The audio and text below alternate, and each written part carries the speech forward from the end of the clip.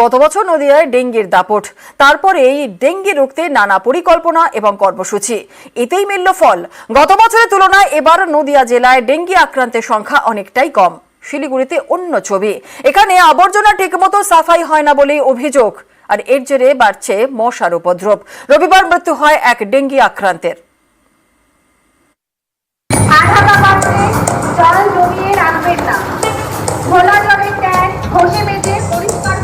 নদিয়া গত বছর এই জেলায় দাপট দেখায় ডেঙ্গি, আক্রান্তও হন অনেকে।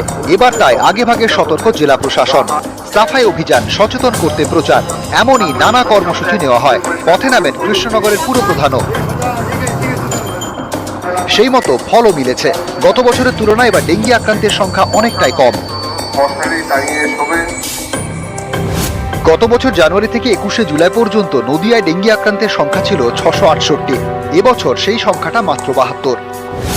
কৃষ্ণনগর পুরসভা এলাকায় গত বছরের জানুয়ারি থেকে 21শে জুলাই পর্যন্ত ডেঙ্গি আক্রান্তের সংখ্যা ছিল 6, এবছর 0। গরমকাল থেকে শুরু করে বর্ষা পর্যন্ত এবং ইভেন পুজো পর্যন্তও আমাদের এই ডেঙ্গুর কাজটা চলবে, এবং হাউস টু হাউস যারা কাজ করে খুব সিরিয়াসলি কাজ করে, যাতে আমরা এই জিরোটা আমরা আবার রাখতে পারি, তার প্রচেষ্টা আরও আমরা ভালো করে করছি। এবছরে ডেঙ্গু আক্রান্তের সংখ্যা একদমই কম আমাদের কৃষ্ণনগর পৌরসভা অঞ্চলে, এবং দেখা যাচ্ছে যে মশা, আমাদের ড্রেনের যে জমা জল জমে যে ডেঙ্গুটা হয়, সেই ড্রেন খুব ভালোভাবে পরিষ্কার হচ্ছে, এবং সেটা প্রতি সপ্তাহে ব্লিচিং কীটনাশক ছড়াচ্ছে দেখছি, সেই স্প্রে করে করে, এবং বাড়ি বাড়ি সচেতনতার কার্ডও লিফলেটও দিয়ে গেছে বাড়িতে দেখলাম। এবং ওই ডেঙ্গু যারা স্বাস্থ্যকর্মী আছে তারাও প্রতিদিন একটা দেখভাল করছে যে আপনার বাড়ির কারো জ্বর এসছে কিনা জিজ্ঞাসাবাদ করছে। নদিয়ায় ডেঙ্গি অনেকটাই নিয়ন্ত্রণে। শিলিগুড়ি পুরো এলাকায় অন্য ছবি, এখানে নিয়মিত জঞ্জাল সাফাই হয় না বলে অভিযোগ। এর জেরে বাড়ছে মশার উৎপাত, চোখ রাঙাচ্ছে ডেঙ্গি। গত রবিবার এক ডেঙ্গি আক্রান্তের মৃত্যু হয়, শিশুকন্যার বয়স 9.5। बहुत ज्यादा ही दर्द था, उसका पूरा हाथ दर्द हो रहा था, उसका पैर दर्द हो रहा था, हम सब बोल रहे थे।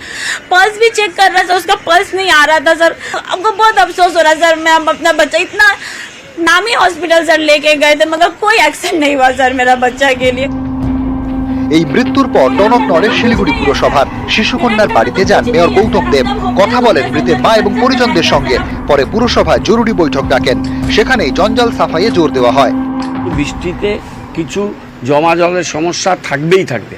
আমাদের 250 জন আমরা হাই ড্রেনে আমাদের কর্মীরা কাজ করছে, এক্সট্রা নিয়েছে। রেগুলার বেসিসে এটা পরীক্ষা নিরীক্ষা সার্ভের কাজ হচ্ছে, 3 মাস আগে থেকে করেছি।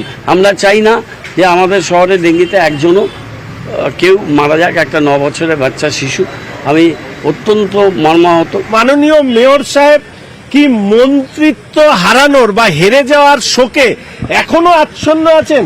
যে শিলিগুড়ি পৌরসভা পরিচালনা করবার ক্ষেত্রে উনি কি সত্যিই পরিচালনা করতে চান, নাকি গা ছেড়ে দিয়েছেন যা হচ্ছে হোক? এটা আজকে শিলিগুড়িবাসীর দুর্ভোগ।